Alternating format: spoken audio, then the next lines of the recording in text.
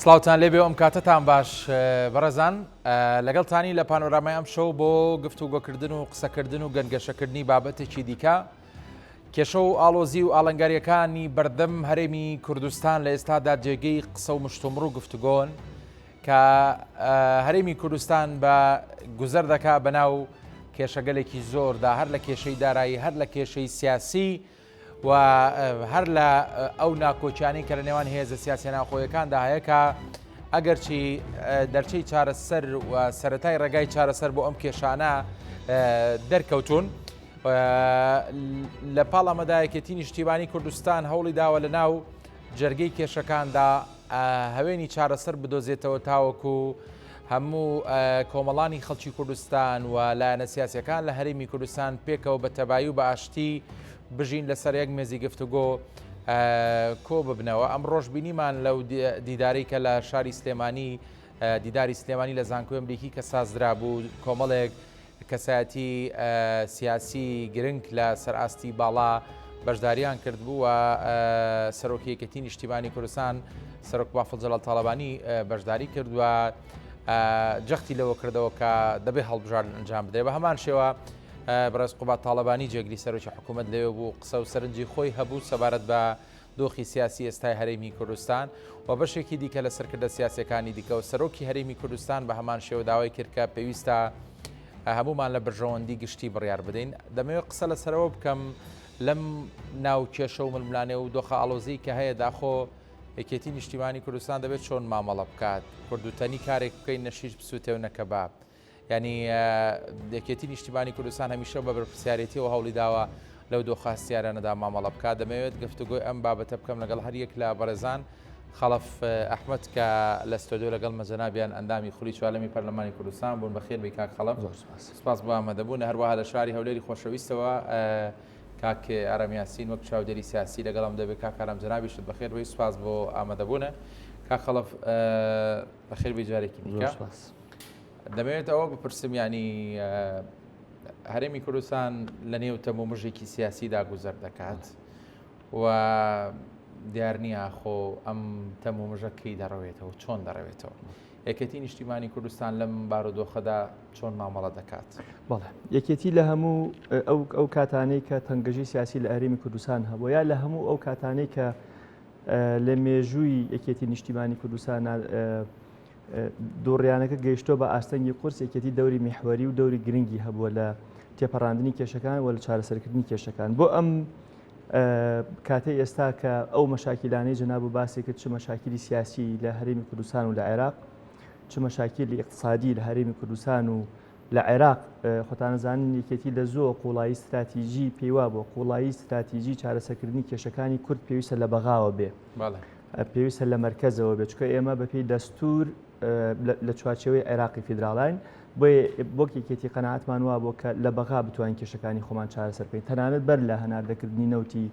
هەرێمی کوردستانیش قەناعەتمان وا بۆ ئێمە لە بەغا کۆمەڵی مؤسساتی گرنگی هەیە کە ئەم مؤسساتە گرنگانە بەپێی دەستوری عێراق شەئنێکی نیشتیمانیان هەیە بۆ سەرتاسەری عێراق. بۆ نمونە ئەگەر هەرێمێکی تریش هەبوایە لە چوارچێوەی عێراقی فیدراڵا ئەویش ئەگەڕایەوە بۆ مرکز بەپێی دەستور کۆمەڵە شەئن هەیە شەئنی مرکزین یان شەئنی فیدراڵین لە چوارچێوەی سەلاحەتەکانی دەسەڵاتەکانی حکوومەتەکانی هەرێمەکانان نییە وەک چۆن لە یاسای فیدراڵە لە دنیاە لە سیستەمی فیدراڵیا لە دنیای پەیڕەوەکرێ. بۆیە ئێمە قەناعەتمان وا بووە لەو کاتانەی کە هەنێ مەشاکیلمان بەبێ سەبەب بۆ خۆمان دروست کردووە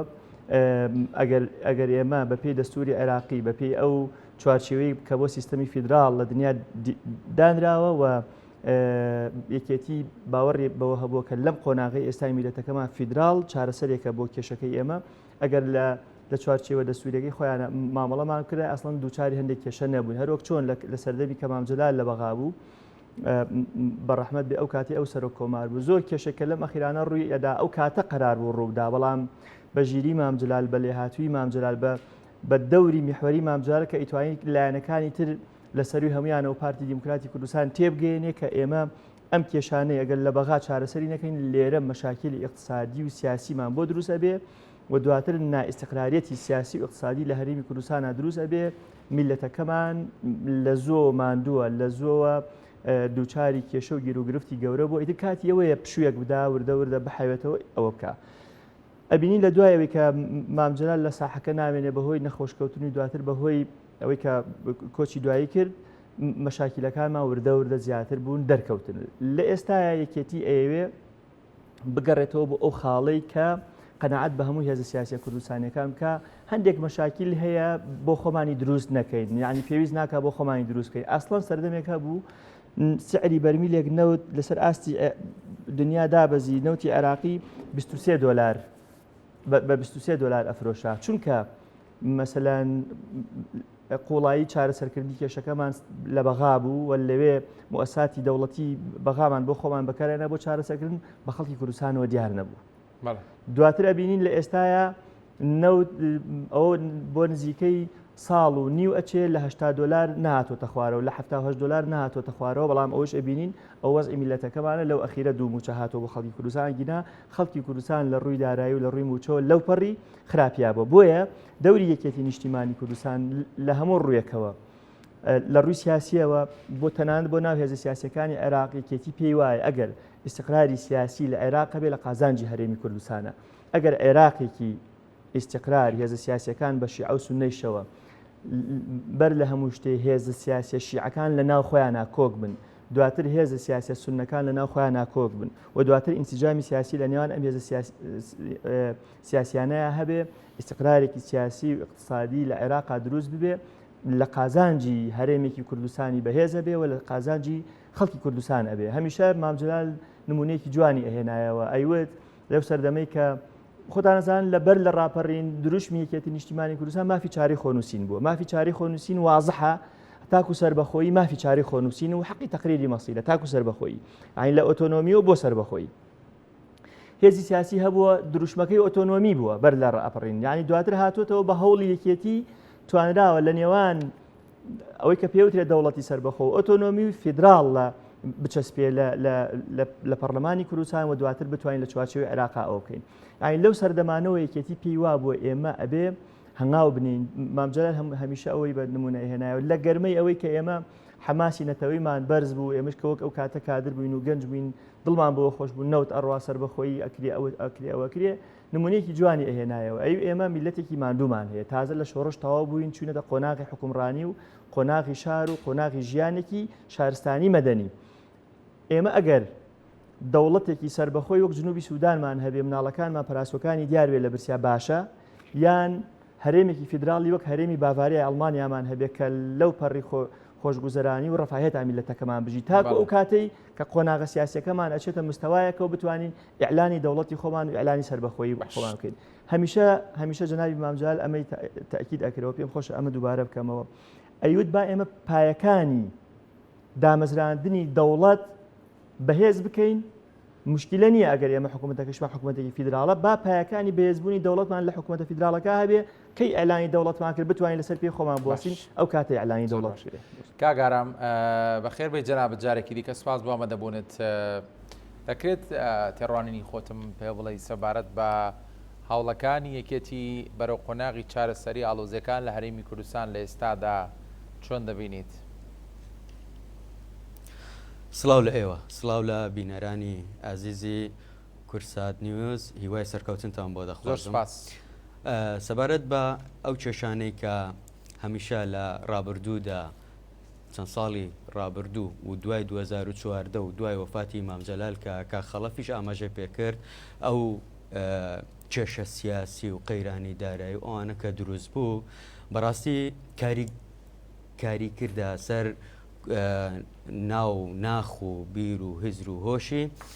کۆمەڵانی خەڵکی کوردستان. لەوانە قەیرانی دارایی دروست بوو، قەیرانی سیاسی بە هەمان شێوە کە تازە ئاماژەم پێکرد دروست بوو. ئەمانە هۆکارێک بوو بۆ ئەوەی خەڵک متمانیان کەم ببتەوە بەرامبەر بە حکوومەتی هەرێمی کوردستان. بەڵام خۆشبەختانە کە دوای ئەوە بە هەوڵ و هیمەتەکانی سەرۆکی یەکێتی نیشتیمانی کوردستان بەڕێز کاک باڤێڵ تاڵەبانی توانی کە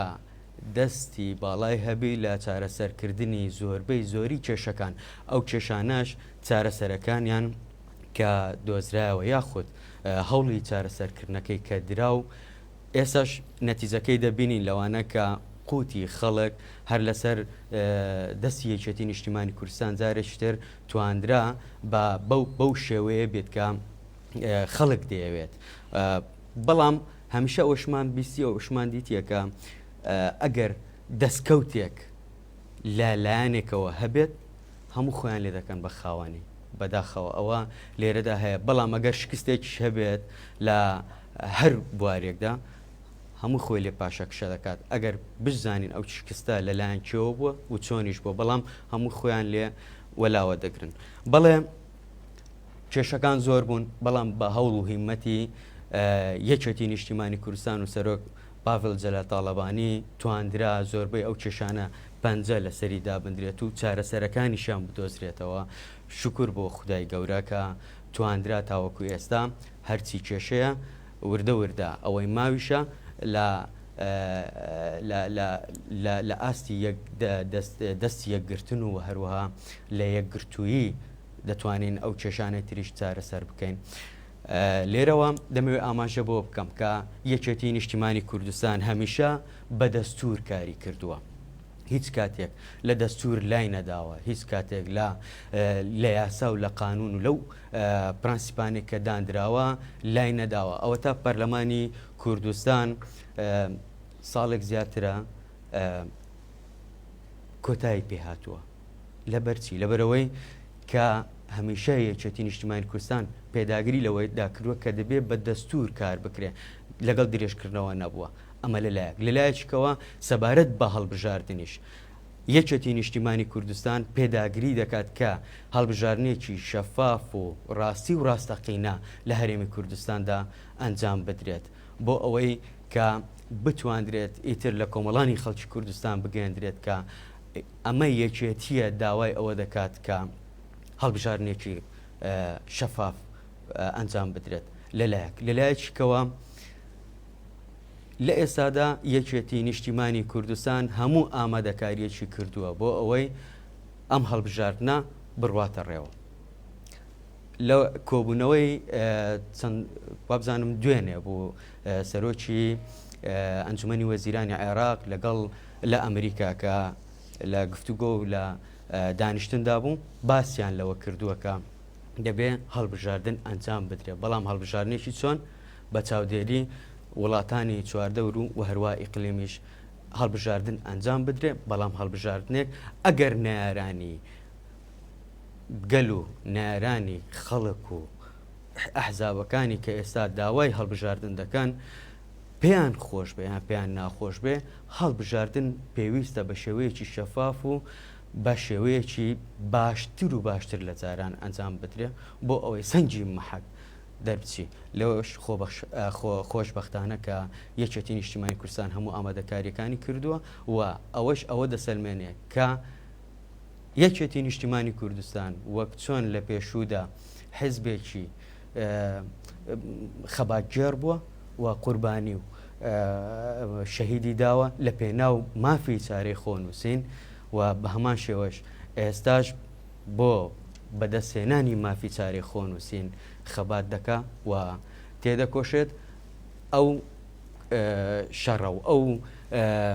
بارگژیانی کە پێشتر لە ڕێی تفەنگ و لە ڕێی چەکەوە دەکرا ئێستا لە ڕێی ئەو قەڵەمەوە دەکرێت کە هاوڵاتیانی هەرێمی کوردستان دەچنە سەر سوندوقەکانی دەنگدان و دەنگ دەدەن بەو لایەنەی کە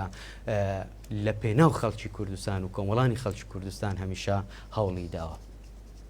سپاس کاگارام دەگەڕێم وڵات سپاس بۆ سەرنجەکانێک کاک خەڵف بەر هۆکارێک بێت لە ساڵانی ڕابردوودا کەمێک پاشەکشەیەکێتی نیشتیمانی کوردستانمان بینی لە بۆشارەکەی سیاسی و لە خەباتی سیاسی بەڵام خەڵک ئەو ئەزمموی تاقی کردەوە کە ڕەنگە بێوێت بەدیلێک یاخۆت ئەزممونێکی تازە تاقی بکاتەوە لە دەرەوەی یەکێتی نیشتیمانی کوردستان ئەنجامەکەیمان بینی کە هەرێمی کوردستان بەرەو چ عقارێک ڕۆیشتووە ئەو کێشانی کە هەیە ئەگەرچی یەکێتی نیشتیمانی کوردستان هەمیشە جەخت لەوە دەکاتەوەنی هۆکاری کێشەکان لێز و لایەنێک بوون بەڵام ئێمە بەرپرسیارەتەکەی هەڵەگرین واتە لە خەمی خەڵک ڕناکەین بە بڕای تۆ هاوڵاتیانی هەرێمی کوردستان ئەو ڕاستیان بۆ ڕوون بۆتەوە کە بەدیلی یەکێتی هەرێکێتیە من بەر لەوەی ئەوە بۆ جەناب باس بکەم پێم خۆشە دیوەکەی تری ئەوەی بۆ جەناب باس بکەم یعنی با من بە دقیقی لە 25 حوتی 2009 باس بکەم کە زودنەوەی گۆڕان لە یەکێتی نیشتیمانی کوردستان جیا بۆ ئیعلانی لیستی کرد و بەژاری انتخاباتی یعنی ئەمە وەک بەراوردێک بۆ ئێستای انتخابات بۆ ئێستای ئەو کاتە انتخابات دوایش نەکەوت بوو ئێستا انتخابات مثلەن لە 2022 مانگ 11 ئیتر مدەی ئەو انتخاباتی کە هەڵبژاردما بۆ کرد تەواو بووە ئەو کاتە لە 2009 لە 2005 انتخاباتێکرا بوو 2009 ڕێک مەوعودی انتخابات بوو یەکێتی نیشتیمانی کوردستان انشقاقی گەورەی کردبوو یعنی تێکۆشەرێکی و کاگنەشیروان کە هەمیشە هەر جێگری مام جەلال بووە لێ جیابوو بووەوە یەکێتی نەترسا لە انتخابات لەگەڵ هێز و لایەنە سیاسەکان بەشداری انتخاباتی کرد و کێڕی دەنگەکانیشی دابەزی و دەرکەوت ئێستا دێمە سەر ئەو جوابێک کە جەناب مەبەستە دەرکەوت بەبێ یەکێتی نیشتیمانی کوردستان ئەم وڵاتە نەک بەڕێوە ناچێ شڵەژانێکی سیاسی گەورە لە هەرێمی کوردستانە لە ڕووی ئیداری لە ڕووی اقتصادی لە هەموو ڕۆکانەوە درو هەر ئەوی هێزانی کە لە یەکێتی جیابوونەوە هەر ئەو هێزانی کە داعمی ئۆپۆزیسیۆنیانە کرد لە هەرێمی کوردستان و داعمی بزوتنەوەی گۆڕانیانە کرد هەر ئەو هێزانی کە میمبەرەکانیان بە تەواوی کردبووە بۆ دژەکانی یەکێتی و لە جەنابی مام جەلال و تا خواری خوارەوە بە شەهیدەکانیشمانەوە دەستیان نەپاراستین اینجا ئەو هێزانە هاتنەوە سەر ئەو قەناعەتەی کە پێویستە توازنی سیاسی لە هەرێمی کوردستان تێک چووە ڕاست بکرێتەوە بۆی خەڵکی کوردستان لەوە زیاتر زەرەر نەکا یعنی تۆ سیرکە تەنانەت ئەوانشی کە چوونە حکومڕانی هەیبەت و شخصیت و ئەوەی کە پێی ئەوتێ ڕێزگرتن لە مؤسساتی فەرمی ئەم وڵاتە کە هی خەڵکە کە بەرهەمی خوێنی شەهیدەکانمانە قیمەتێک بۆ مؤسساتی فەرمیش لە وڵاتە دانەنرابوو بە پەرلەمانەوە بە حکوومەتەوە بە دادگاوە بە دام و دەستگا فەرمیەکانی تری ئەم وڵاتەوە کە باس ئەکرا نەت ئەوێرا لە ناو خەڵک باسی بکەیت یعنی تۆ سیرکە لە 2009 لە 2010 لە 2011 لە 2012 لە وڵاتەیە ڕۆژێک موچە دوانەیەکەوت سەرۆکی حکوومەت لە تەلەڤیزیۆن بۆ خۆم ئێستا بە باشی لە بیرمە ئەیوت پارەمان زۆرە داوا لە خاوەنکارەکان کۆمپانیاکان لە دەرەوە لە ناوە بفەرمونون پرۆژەکانیان تەقدیم کرد بۆ ئاواداکردنەوەی ئەم وڵاتە بانکەکانمان پڕە لە پارە بۆی پارەیان بدەینێ لەو کاتە معارزەیەک دروست بوو ئەویت بام حکوومەتە بڕوخێ با ئەم کۆتایی پێبێ پەرلەمان کۆتایی پێبێ چونکە خزمەت ناکرێ تۆ سەیرەکەی لە 2013 14 15 16 هەتاکو گەیشتوین بە ئێستا چونکە ئەوەی کە ئەوان مەبەستیان بوو هاتنە ناو حکوومەت و مشارەکەیەکی مەسەلەن دەوڵەتی و ئیداری بوو هیچ نەما موچە نەما پرۆژەی خزمەتگوزاری وەکو پێویست نەما ئەنواع و ئەشکال مەشاکیلی ئیداری و سیاسی لە وڵاتە دروست بوو نقیان لێوە نایە بە ئێستایشەوە ئێستا بگرە دیفاعەکەن لە ئەوە هەر یەکێتی لەو کاتەیش لە کەم و کورتەکانی حکوومەت ڕخنەی ئەگرت لە کەم و کورتەکانی لایەنە سیاسیەکان ڕخنەی ئەگرت پێی وا بوو بەم شێوازە ئەمە هەڵەیەکی گەورەیە ئێمە لە بیرمە یعنی وەک یەکێتی پێمان وا بۆ کە معارزەیەکی حکوومەتی هەبێ معارزەیەک بۆچکە کە تۆ پەرلەمان نتوانێت چاودێرێکی بەقوت بێ ئیعلام نتوانێت چاودێرێکی بەقوت بێ دیوانی ڕقابەی مالی و ئەنجومەنی دادوەری و ئەمانە نتوان ئەگەر بیشتوان یعنی لە پاڵ ئەمانەیە پێویستە معارزەیەکی انتخابیش هەبێ معارزەیەکی ئێمە لە بیرمە پێشنیارمان بۆ جەنابی مام جەلال وتوان جەنابی مام جەلال با یەکێتی جارێک بێ بە معارزە لە وڵاتەیە مام جەلال وتی ئەبێ لە وڵاتە معارزە دروست بێت چونکە یەکێتی قەناعەتی پێێتی بەڵام قەناعەتمان وایە لە نێوان یەکێتی و پارتی لەم قۆناغەیە معارزە دروست نابێ ئەمە بەسمانەوە بوو بە مەسەلەن با یەکێتی بچێتە حکم پارتی بێتە معارزە پارتی بچێتە حکم یەکێتی ببێ بە معارزە جەنابی مام جەلال بە دووربینەکەی خۆی بەو ئەزمونە گەورەی کە لە سیاسەت و حکومڕانی و ئەوە هەیبوو وتی ئەبێ لە هەرێمی کوردستان ئەوەی بۆ ئەوەی ئەمە حکومڕانێکی دروستمان دەبێ معارزەیەک دروست ببێ بەڵام لە نێوان یەکێتی و پارتیا و معارزەیە دروست نابێ ئەو معارزە چکە تۆ سێرکە لە 92 کە یەکەم هەڵبژاردن هەبوو و یەکەم کابینەی حکوومەتی هەرێمی کوردستان دروست بووە تاکو ساڵی 2009 معارزەیە کە ناوی معارزە بێت نەبوو هەندێک لایانی سیاسی هەبوو نیانوێمە معارزەین بەڵام پێیەکیان لە حکوومەت بوو پێکەی تریان لە معارزە بوو بەڵام شەپۆلێکی ناڕەزایەتی خەڵک دروست بوو هەر هێزێکی سیاسی ئەگەر پاپولێش بێ کە چوە حکومڕانی 10 ساڵ بۆ 5 ساڵ حکومڕانی کرد عادەتەن معارزەی لە دەرەوە بۆ دروستە بێ بەڵام ئەم معارزەی کە دروست بوو لە 2009 سواری ئەم شەپۆلە ناڕەزایەتی خەڵک بوو عەتفی خەڵک سۆزی خەڵک تووڕێی خەڵکیان لە بەرپرسان و لە هەندێک خەڵک بەکارێنا ئەوە نەتیجەکەی بوو ئێمە ئەو کاتش قەناعەتمان وا بوو بەڵام دەنگمان دەرنەهات یعنی بڕوا بکە لە تەلەڤیزیۆن قسەمانە کرد کۆبنەوەمان لە ناو خەڵک کرد ئەمە هەڵەیە حکومڕانی بەم شێوازە نابێت تەوازنی سیاسی تێک چووە پارتی مسەیتەر ئەبێت لە وڵاتە پارتی ئەوە بەعکسەوە ئەوەی کە ئەوان ئەیان و لە ناو خەڵکی خوار کە لە کاتێکا ئەوە غەڵەت بوو ئێمە پێمان وا بوو ئەگەر یەکێتی ئینشقاق بکە ئەو معارزە کێ بوو لە یەکێتی جیابوو بوونەوە بوون بە معارزە کاگنەوشیروان کە لە یەکێتی جیابەوە دنیایان دای مەکتەبی سیاسی و ئەوانی کە لەگەڵ کاگنەوشیروان ڕۆشتن زۆرتر بوون لەوانی کە لە ناو یەکێتیمانەوە بەڵام یەکێتی نەیژ ڕووخا و بەهێزیش بوویەوە ئێستا بۆتەوە بە هێزی یەکەمی ئەم منتیقە و ئەژمانەوە لە ئینتیخاباتی داهاتوو ببین بە هێزی یەکەمی هەموو هەرێمی کوردستان قسەکەم لەسەر ئەوەیە ئەوانیان وت یەکێتی پارتی زاڵ کردووە لەم وڵاتەیە لە کاتێکە ئەوان سەبەب بوون بۆ یەکێتی زعیف بێ پارتیەوە نەیترە زاڵم بێ چکە ئێمە لە زاڵبوون و زاڵ نەبن بەبەستمانەوەی تەوازنی سیاسی لە هەرێمی کوردستان تێک نەچێ مەبەستمانەوەیە کە حکومڕانیەکی دروست بێ وە بە نەتیجەیش دەرکەوت ئەو لایەنانی کە ئۆپۆزیسیۆن بوون دواتر هاتن ناو حکوومەت هەموو ئەو کادرانی کە تەقدیمیا کرد دووسێر ئەم قسەیە هەموو ئەو کادرانی کە تەقدیمیا کرد بە حکوومەت هەمویان کادری کەم ئەزمموی نەشارەزا بوون حکوومەتیان تووشی ئیفلیجیە کرد کە بە ئێستایشەوە پێمانەوە دیارە بە ئێستایشەوە نەبوون بە کادری حکومی دەوڵەتدار چکە لێکێتی لە 92 کە لە حکوما بووە ئەزمون و تەجروبەیەکی دروست کرد بووە ئیزانی پارتی چۆن هەنگاوە نێو خەریکی چییە ئەمان توانی هەندێک بابەت هەیە ڕێگری لێ بکەین لە قازانجی خەڵکی کوردستان ئێستا ئەوەی کە بووە ڕۆشتووە مەبەستەکەی من ئەوەیە لەو کاتێک کە یەکێتی زۆر وەزعی خراپ بوو و ئیتفاقی استراتیژی کرا خۆتان نەزانن لەگەڵ پارتی هەموو خەڵک ئەیوت یەکێتی ناوێت ئیتفاقی استراتیژی لەگەڵ پارتی هەڵۆشێنێتەوە چکە بزوتنەوەی گۆڕانی لێ جیابۆتەوە و دەنگ ناهێنێ و کۆتایی پێێت و لە حکومان نامێنێ ئەوەی بێت لە ئیتفاقی استراتیژمان لەگەڵ پارتی هەڵۆشاندەوە یەکێتی دەرکە و هێز و قورسایی خۆی ماوە و ئەگەر کورسەکانیشی کەمی کردوە بەبێ یەکێتی ئەم وڵاتە بەڕێوە ناچێت یعنی یەکێتی مودەیەکی زۆر دانیشت لە دوای انتخابات وتی فەرمون کی ئەتوانێت با بچێ حکوومەت دروست بکە نەک وەکو تەحەدایەک بۆی دروست نەکرێ یعنی وەکو پێشنیارێک بۆی دروست بکرێ هێنایان و بردیان دوای هاتنەوە بەلای یەکێتی نیشتیمانی کوردستان بە بەیەکێتی حکوومەتەکان بۆ دروست نەکرا و دواتر ئێستا خەریکە وردە ئەم بابەتانە نمونونەکەم لێرا بۆ ئەوەیە پارتیش پێویستە لەوە تێبگا ئەبێ وای دابنیە لە لای خۆیەکە قۆناغێک دێ ئیتر ئەویش کورسەکانی بەرەو کەمبوونەوە بڕوا ئیتر ئەویش هەندێک لە پێکەکانی دەسەڵات و حکومڕانی پێویستە لە دەستی بدا دنیا کاول نابێ هەموو خەڵکەیوت یەکێتی گەندەڵە لەوەتەیە حکوومەت هەیە وەزیری دارایی لە لای یەکێتی ناتوانێت وەزیری دارایی ڕادستی لایەنەکانی تر بکە یەکێتی وەزیری دارایی ڕادستی بزوتنەوەی گۆڕانکە کە معارزەی سەرسەخت بوون پێشووتر شتێکیشمان نەبینی کە ئەوان لەسەر یەکێتی بڵاوی بکەنەوە پێشووتر نەبوو بێ ئەم بابەتە باش دەگەڕێ بۆ نات کا خەڵک کاگارام کاک خەڵەف دیارە ڕای وایە کە ئەوە یەکێتی نییە ئەوە کار بوو بێ بۆ ئەوەی کە ساحەکە بۆ پارتی چۆڵ بێ بۆی بتوانێت جۆرێک لە ئیستیقلالی سیاسی دروست بکە لە هەرێمی کوردستان و قۆڕەخکاری لە دەسەڵاتدا دروستکە بەڵکو ئەو هێزانی دیکەی دەرەوە یەکێتین کە بە نەرمی نواندن و پشکردن لە داواڕاوەکانی خەڵک وایان کردووە پارتی دموکراتی کوردستان هەشبوونی خۆی زیاتر زاڵکەوە دەشڵێت باوەڕوان بەوە هەیەەوە کار بۆ دەکەین لە هەڵبژارنی داهاتووی پەرلەمانی کوردستاندا ببینە هێزی یەکەم لە هەرێمی کوردستان هەر بەڕاستی جەنابیشت پێ دوایە کە یەکێتی ڕەنگە دواهێز بێ ئەو گلەی بەربکەوێت کە هۆکارە بۆی یەکێتی پارتی دموکراتی کوردستان لە ناوچەکەدا هەژمونی خۆی بسەپێنێ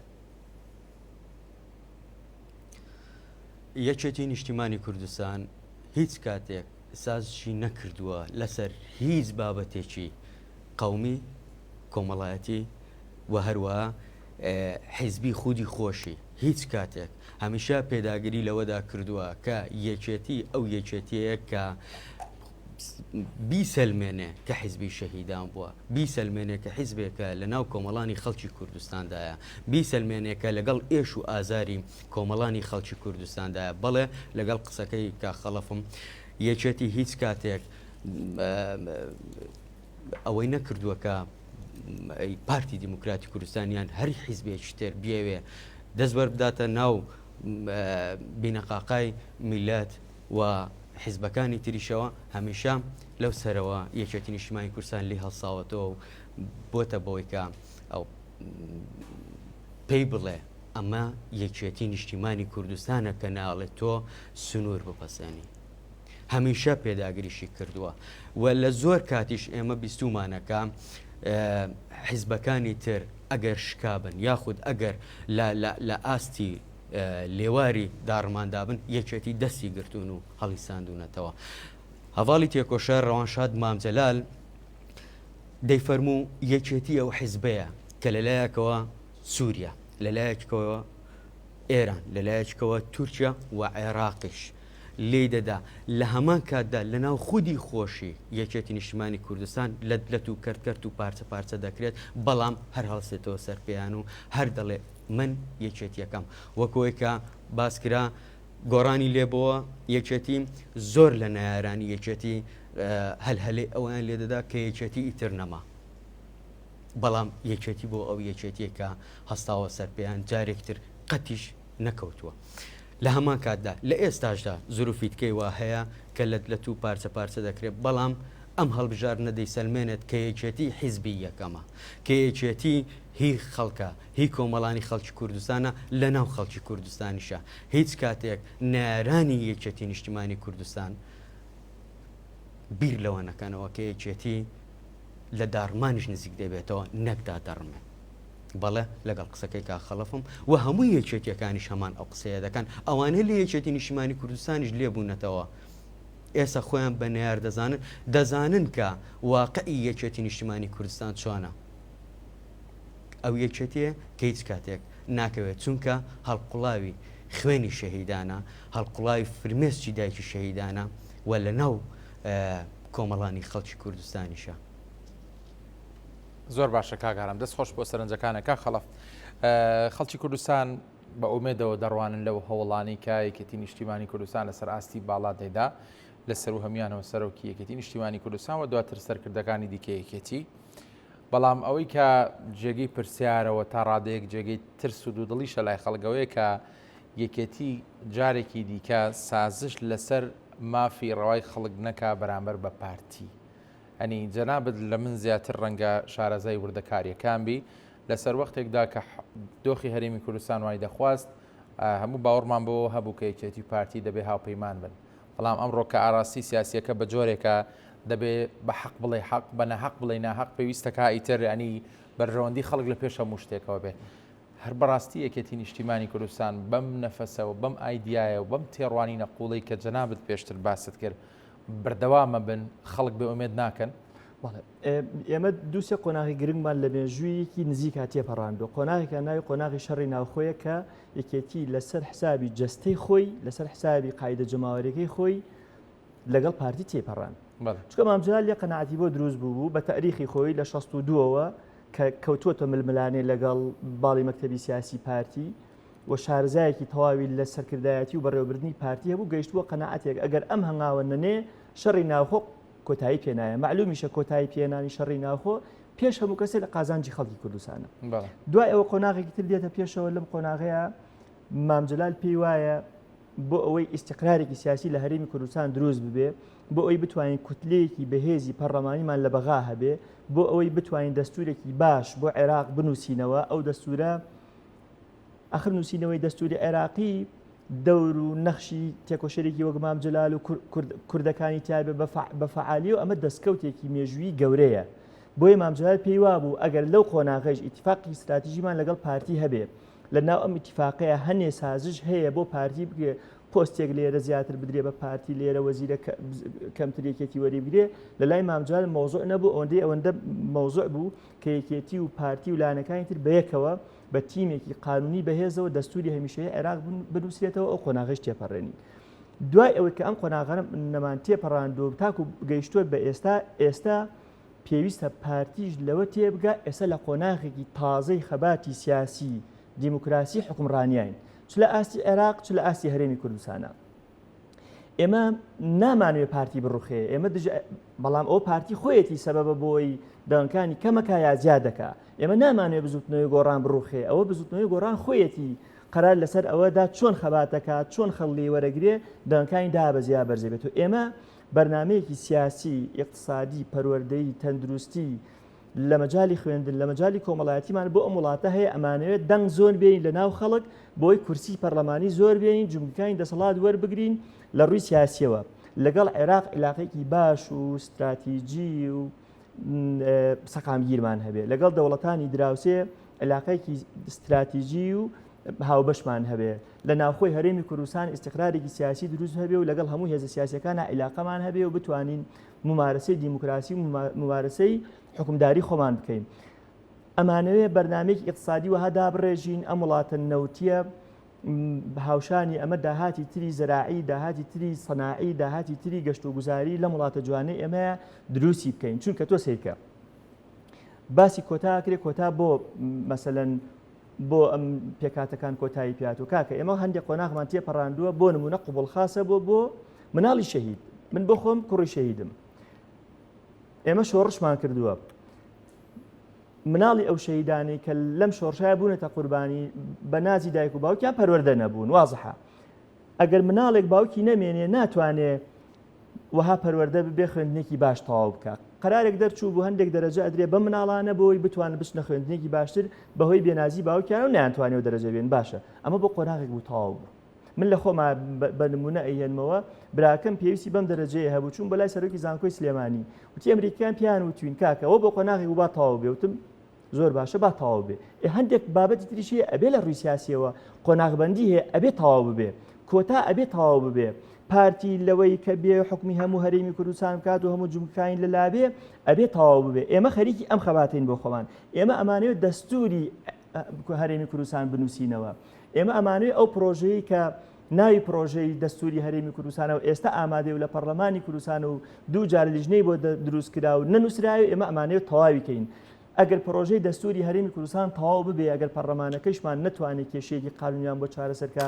ناچین بۆ دادگای فیدراڵی عێراقی ناگەڕێنەوە بۆ پەرلەمانی عێراق ناگەڕێنەوە بۆ موسساتی عێراقی لێرە لە دەستورەکەی خۆمان چارەسەری ئەەکەین ئێمە ئەمانەوێت علاقاتمان لەگەڵ دەرودراوسێ بەهێز بێ ئێمە ئەمانەوێت پەیوەندیەکانی هەرێمی کوردستان لەسەر ئاستێکی باڵا و جوانتر لەگە وڵاتانی نێودەوڵەتی ڕێکی بخەینەوە ئێمە دژی هیچ هێزێکی سیاسی نین بۆ ئەوەی ڕقمان لێتی بیڕوخین بەعکسەوە ئێمە ئەو هێزە سیاسیانی کە بیانەوە دەست و پەنجە لەگەڵ پێشکەوتنەکانی ئەم وڵاتە نەرم بکەن بیانەوێ قەنەعەت بەوە بێن قۆناغی ڕابردوو تەواو بۆ لە قۆناغی تازەیان بیانەوە قەنەعەت بەوە بێن پێویستە هێزی پێشمەرگەی کوردستانی یەک بخرێتەوە ڕێک بخرێتەوە پرچەک بکرێ چاکسازی تیا بکرێ گەندەڵی بەزبێ بە فەردەپارەهێنان ئامرلیوا تەوزیعی بکا و گەندەڵی تا ئەنجام ئەمانە کۆتایی پێبێ بەسەر چاو یەکێتی خەریکی ئەمەیە هەر هێزی هەنگاو بنێ بۆ ئەمە یەکێتی بە یەکێتی ئەزانێ نەک ئەوەی هەردژایەتی بکاتە سەر ئێسقان باشە ئێمە ئەمانەوێت داهاتی ئەم وڵاتەوە بگەڕێتەوە بۆ دەستێکی نەزیه و پاک لە حکوومەتی هەرێمی کوردستانە و بە شێوازی دادپەروەرانە لە ناو هەرێمی کوردستانە دابەش بکرێ بەسەر پارێزگاکان کاکە بە نمونە بچن بەراوردی بکەن لەو کاتانەی کە سەرۆکۆزیران لە لای یەکێتی بووە لەو کاتانەی کە یەکێتی مسەیتر بووە لە حکوومەتی هەرێمی کوردستانە بزان چی کراوە بۆ خەڵکی کوردستان ئێستا ئێمە ئەمانەیە کاکە ئێستا ئێمە پێمان وایە سیستەمی سیاسی هەرێمی کوردستان چ جۆرە سیستەمێکی سیاسی لە دنیاە پەرلەمانیە سەرۆکایەتیە تێکەڵە کۆماری چییە یعنی وا تێکەڵیان کردو نازانین چییە ئێمە ئەمانە ڕێخینەوە ئەمانەیە لە دەستوری کوردستانە لە دەستوری هەرێمی کوردستانە دیاری بکەین سیستەمی پەرلەمانی لە هەرێمی کوردستانە سیستەمێکی پەرلەمانی دیموکراسیە یاک دوو سێ بەم شێوازانە کارەکە باشە ئەم سیستەمە بەم سیستەمی ئێسای حکومڕانی کە هەیە دنیای خەڵکی شارەزا بدێرە ناو ئەم سیستەمەوە وەک ئەوەیە ئۆتۆمبیلێکی کۆنە باشترین سایق بێ لە هەر ئۆتۆمبیلەکە کۆنەیە هەر لە شوێنێکە هەر پەکی ئەکەوێ بەڵام ئەگەر ئۆتۆمبیلەکە تعمیری بکەوتەوە ڕێکی بخەیتەوە سایقێکی باشیشی هەبێ باشتر ئەڕوا بەرەوە سیستەمەکە ئێمە کۆنە کۆتایی پێهاتوە بە چاکی بکەین ئێمە عقول لە دەستەی گشتی نەزاهە لە هەرێمی کوردستانە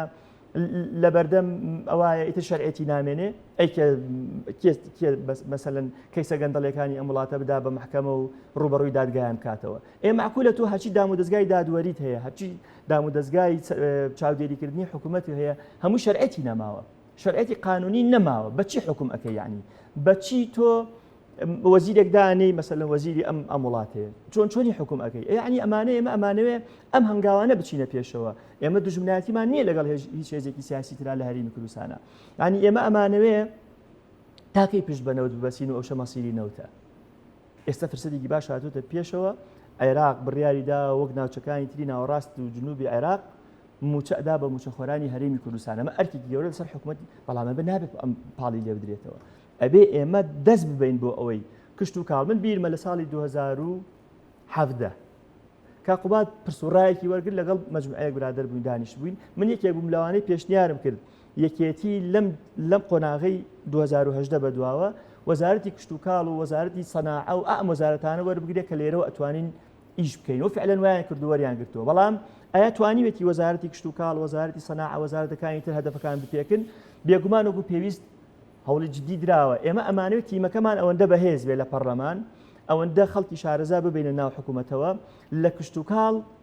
ئەوەی کە پێ ئەوتێ ڕاشڵەکینی کشت و کاڵی ینی شۆڕشی کشت و کاڵی دەست پێ بکەینەوە لە هەرێمی کوردستان ئێمە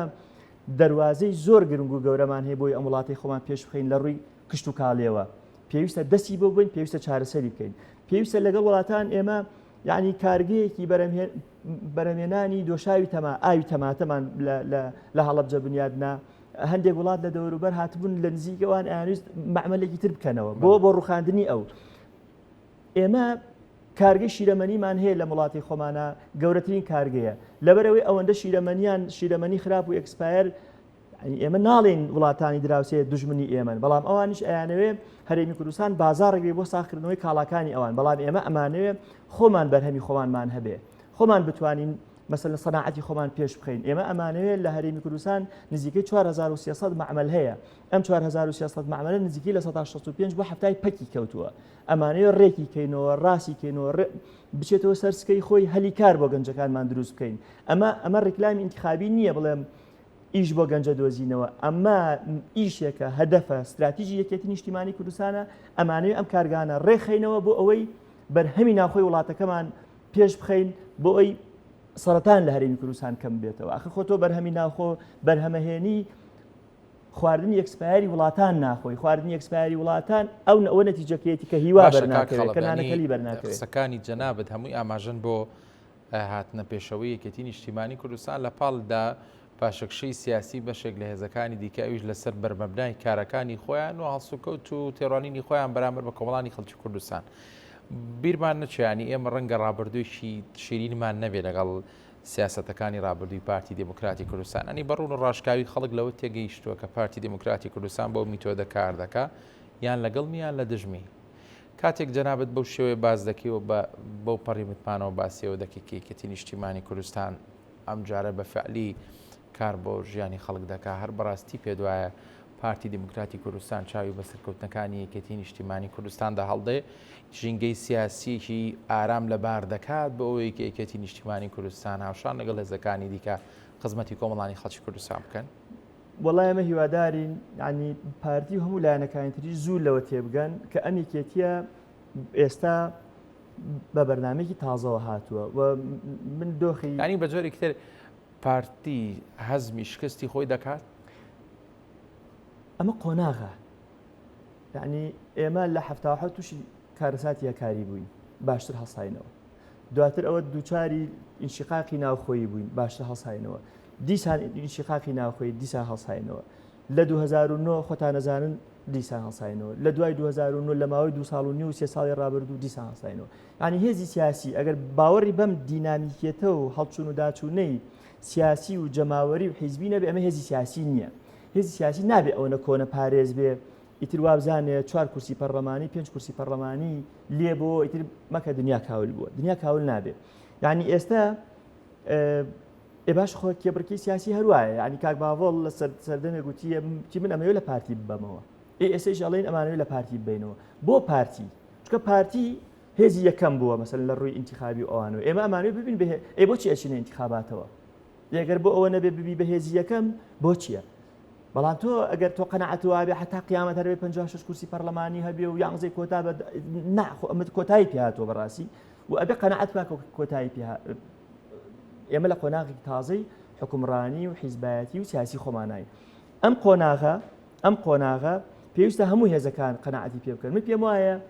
لە ناو خەڵکا دۆخی سیاسی دۆخی جەماوەری هێزە سیاسەکان باش نییە بەڵام یەکێتی نیشتیمانی کوردستان لە هەمویان باشتر چکە ڕوئیامان ڕوونە بەرچاومان ڕوونە چکە ئەو هەوڵانەی کە لە ڕابردوو